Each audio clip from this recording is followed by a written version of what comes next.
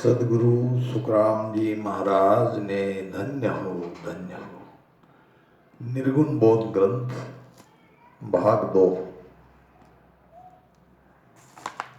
अष्टांग योग कोई सांख्य बतावे, हद को छाड़ परे नहीं जावे। जुग में ज्ञान सकल मुझ सूझा, कट दर्शन सब ही ले बूझा।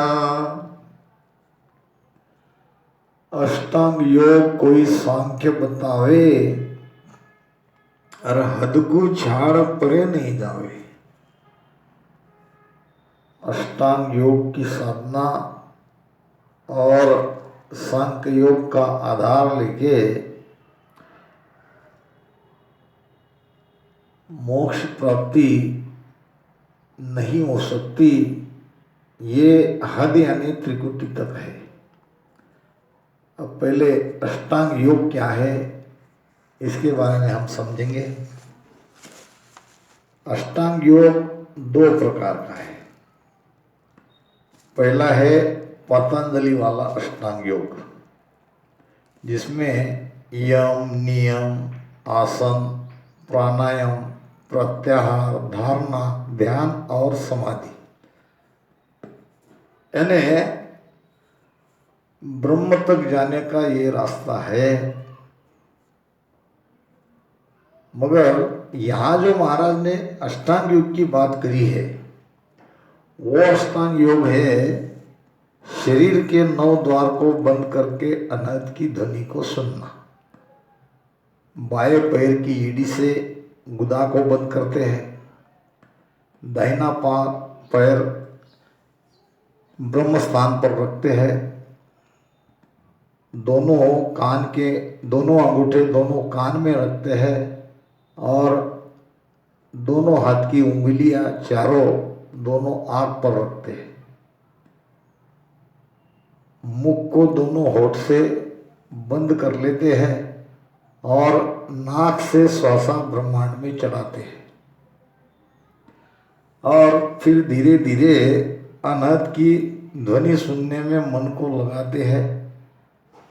तो यही है इसकी सिद्धता। अब कोई अष्टांग योग करते हैं तो कोई सांख्य योग करता है। सांख्य योग है, ये सांख्य योग ध्यान का काट करता है। धारणा, ध्यान, समाधि या धारणा, ध्यान, ध्याता, ध्यान और ध्येय, ये 3 बातें हैं। हम है ध्याता, ध्येय है परमात्मा प्राप्ति और ध्यान है उसका माध्यम। अब हम सब राजयोगी है तो राजयोग में हम प्रेम से श्वासोश्वास में राम राम का सुमिरन करते हैं। ध्यान हम कर रहे इसलिए हम है ध्याता, और लक्ष्य है हमारा परमात्मा प्राप्ति का। तो हमारे लक्ष्य को पूरा करने के लिए हम ध्यान कर रहे हैं। तो सांख्य योग ध्यान का साधना का काट करता है। सांख्य योग का मत है अहम ब्रह्म ब्रह्मास्मि, यानी हम ही वो ब्रह्म है। जब वो हम ही ब्रह्म है तो हम किसका ध्यान करें, ये सांख्य योग का मत है। तो महाराज कह रहे हैं कि सांख्य योग अष्टांग योग कोई सांख्य बतावे, हद को छोड़ परे नहीं जावे। ये तो सब 3 लोक तक, हद तक, त्रिकुटी तक ये ज्ञान है, इसके परे नहीं जाएंगे। जुग में ज्ञान सकल मुझ सूझा, और खट दर्शन सब ही ले बूझा। तो महाराज कहते हैं जगत में जितने भी ज्ञान है या उपाय है उन सब का और शत दर्शनियों का ज्ञान का भी मैंने विचार किया। योगी, जंगम, सेवड़ा, फकीर, ब्राह्मण, सन्यासी, ये है षड्दर्शन। तो अष्टांग योग, सांख्य योग और षड्दर्शन का ज्ञान का भी विचार किया। इन सभी ज्ञान से हद के परे बेहद में ये कोई नहीं पहुंचा सकते। ऋषि मुनि पिंड जग सारा, हद की हद में करे विचारा। दानु देव सकल सुई दूजे, सन्मुख आय साधक भूजे। ऋषि मुनि पिंडत जग सारा, और हद की हद में करे विचारा। ऋषियों का ज्ञान और ये पंडितों का ज्ञान, ये ज़्यादा से ज़्यादा हद तक का है। यानी इनके ज्ञान के आधार लेके हम हद में ही रहेंगे, बेहद में नहीं जाएंगे। दानो देव सकल सोई धुजे, और सम्मुख आए साधकु बूझे।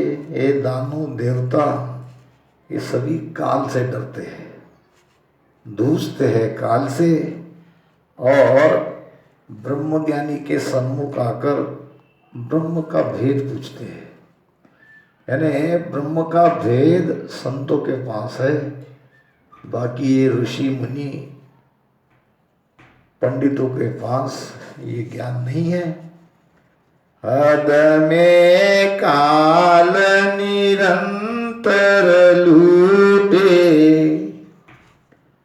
जम दामा परत न छूटे। सब ही अरत भूज हम लिया, इनसे काल जम नहीं बिया। महाराज फरमाते हैं, हद में काल निरंतर लूटे। यानी त्रिकुटी तक, हद तक हम कोई भी साधना करते हैं, कोई भी उपाय करते हैं, तो वो तो सब काल के अंदर ही है। वहाँ तक के ज्ञान को या वहाँ तक की साधना करने वाले को काल छोड़ेगा नहीं, निरंतर लूटेगा। सब ही अरत बूझ हम लिया, और इनसे काल जम नहीं बिया।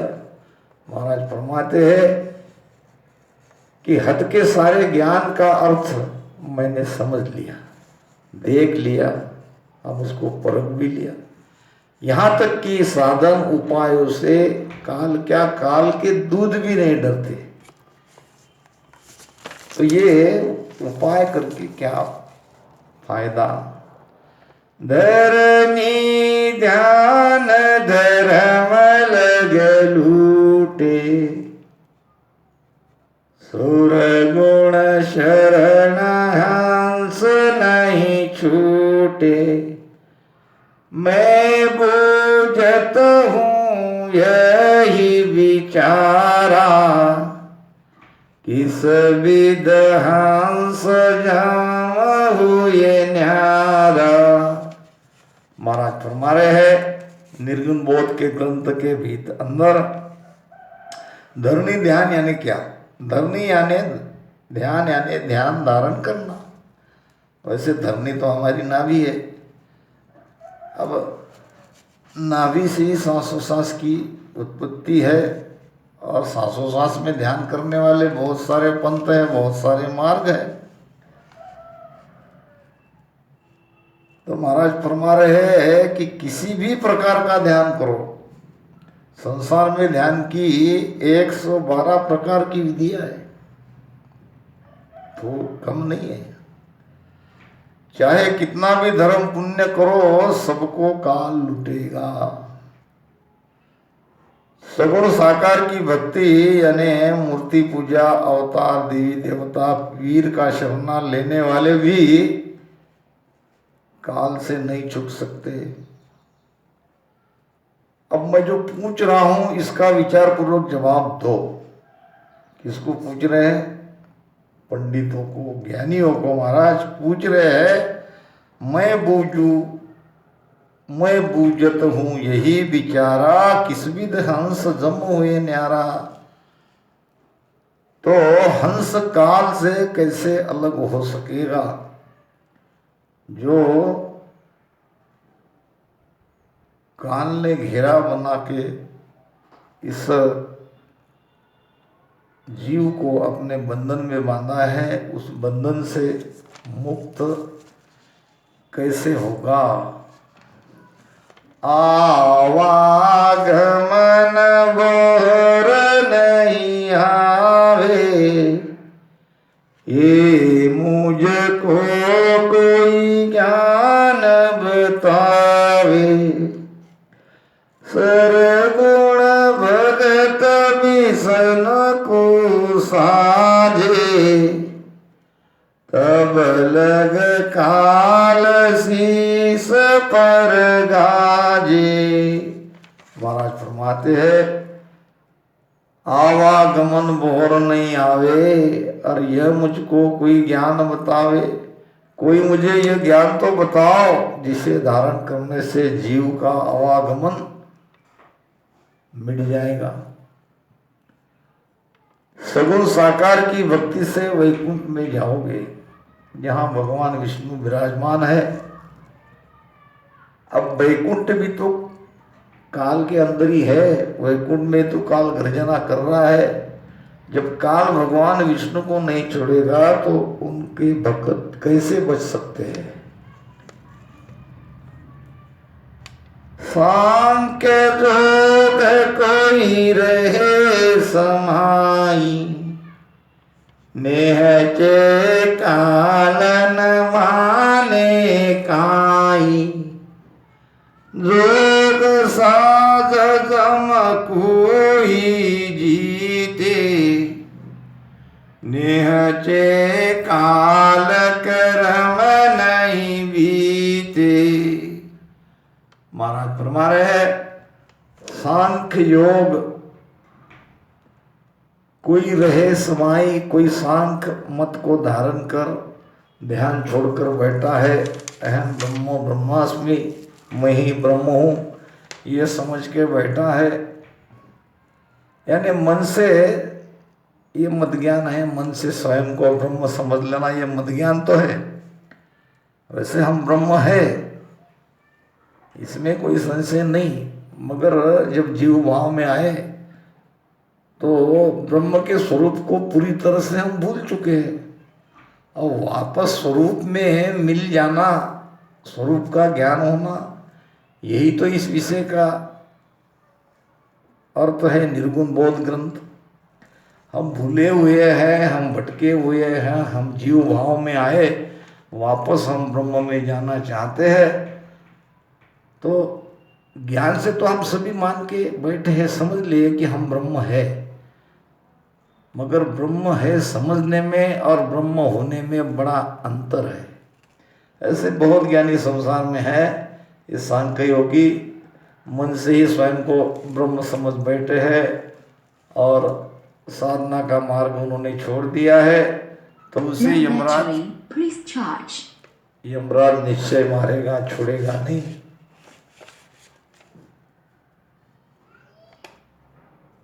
और कोई हठयोग की साधना से प्राण को ऊपर चढ़ाते हैं श्वासा के आधार से, तो इनको भी यमराज नहीं छोड़ेगा। फिर भी निश्चय महाप्रलय में काल निश्चित पकड़ेगा तथा किए हुए कर्म भुगताएगा। चंद सूर पवन हर पानी, दर ब्रह्मांड आकाश बखानी।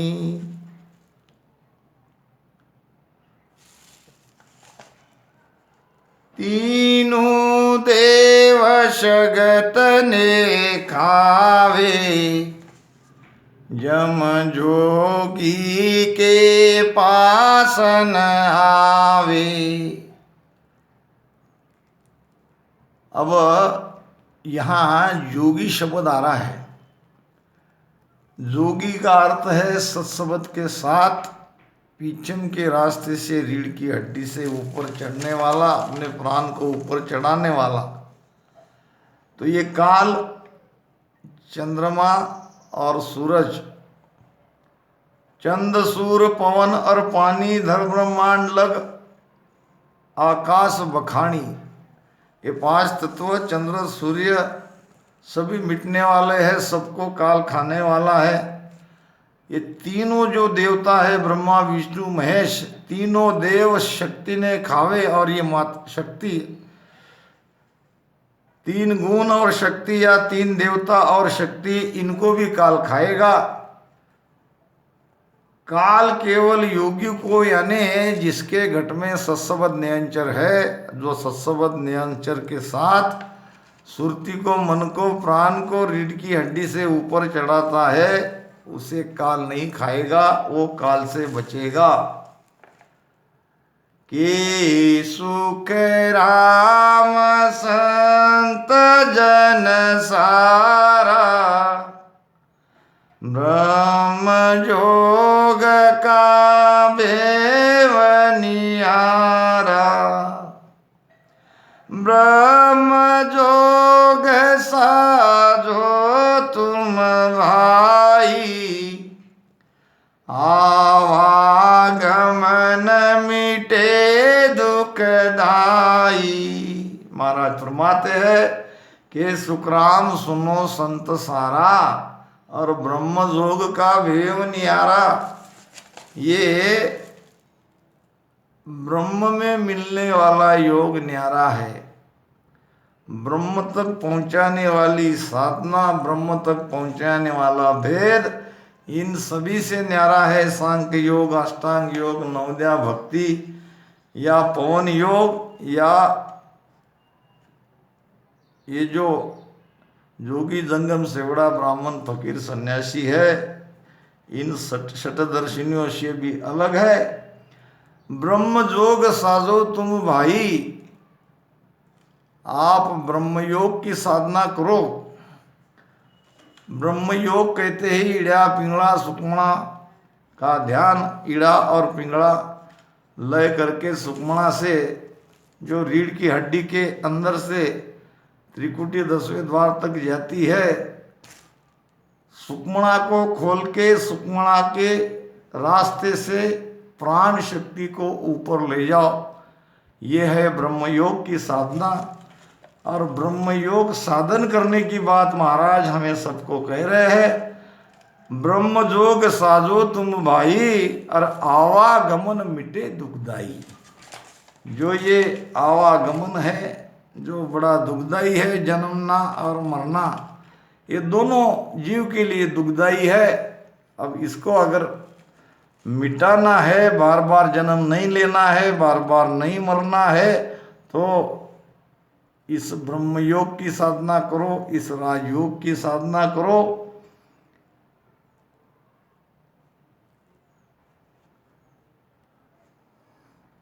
महाराज कहते हैं, उद बुद रीत ब्रह्म की होई, बिरला संतल के जन कोई।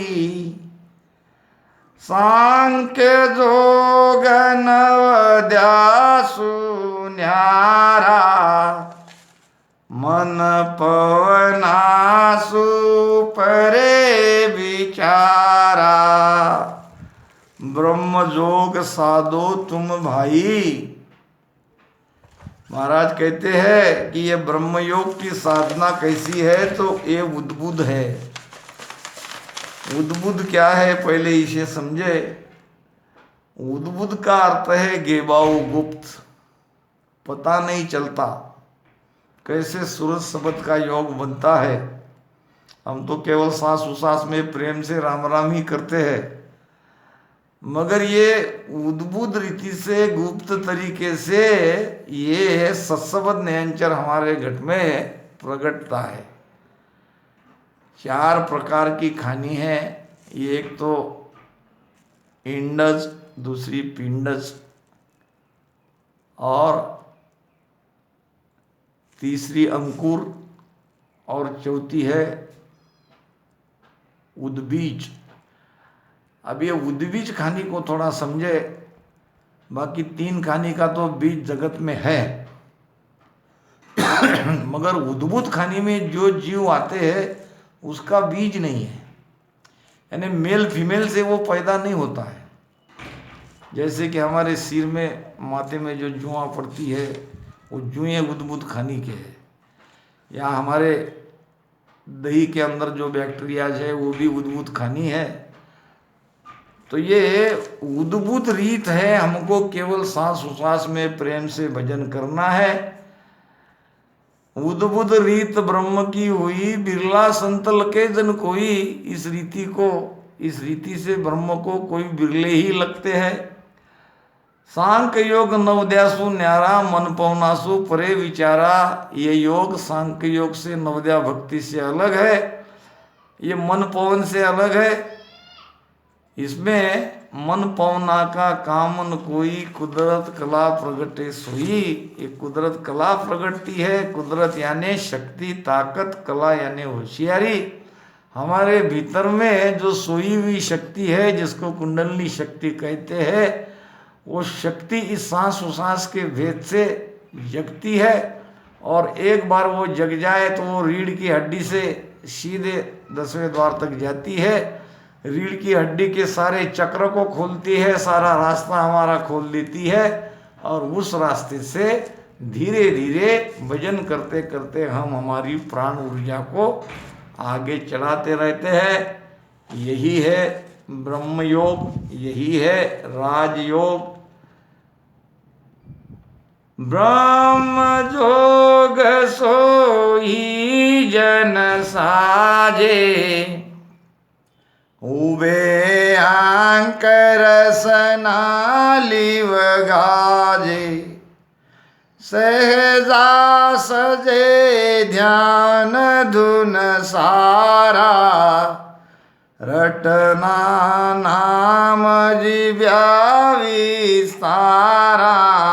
महाराज फरमा रहे हैं, ब्रह्म जोग सोई जन साजे, और उभय अंक रसना लिव गाजे। उभय कहते हैं 2, ये रकार और मकार।